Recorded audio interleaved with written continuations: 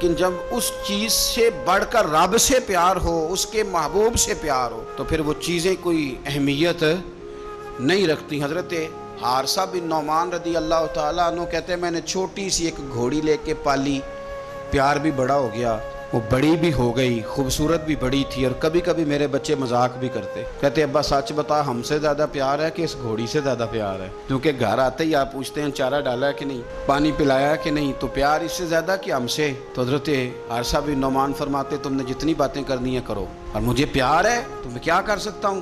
بڑی خدمت کرتے، پیار کرتے، آیت نازل ہو گئی لن تنالوا البر حتی تنفقوا مما تحبون۔ غریب آدمی، ماڑا بندہ، گھوڑی کی لگام پکڑی اور مدینے والے رسول کی بارگاہ میں پہنچ گئے، یا رسول اللہ میری قبول کر لیں۔ آپ یقین کریں حالات خراب ہوتے ہیں تو لوگ سب سے پہلے وہ والا 100 بند کرتے ہیں جو مسجد جاتا تھا، سب سے پہلے لوگوں نے وہ رستے کاٹے، وہ کنیکشن کاٹے جو اللہ کے رستے میں جاتے۔ کیا کرتے ہو صاحب؟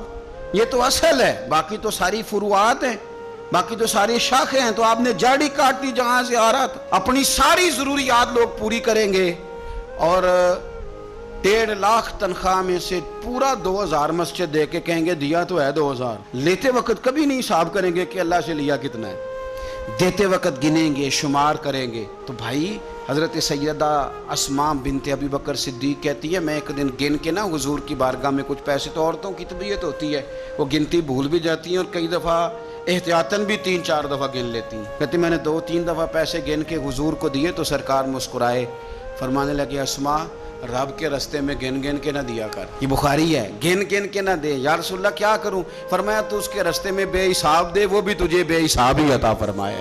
زاہدوں نے یہ عجب کام کیا، عجب ہے کہ تسبیح کے دانوں سے جو کام لیا، چاہیے تھا کہ بے شمار پکارتے تجھ کو، یہ بھی کوئی بات ہے کہ گن گن کے تیرا نام لیا، یہ بھی کوئی بات ہے گن گن کے تیرا نام لیا۔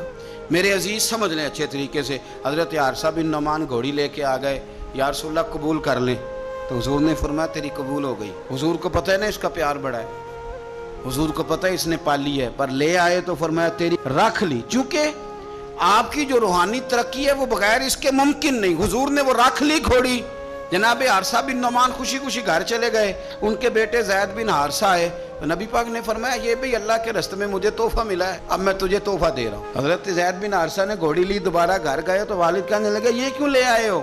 یہ تو میں دے آیا تھا، تو وہ بھی صحابی تھے نا، کہنے لگے آپ نے مصطفیٰ کو تحفہ دیا تھا، مصطفیٰ کریم نے مجھے دے دیا ہے۔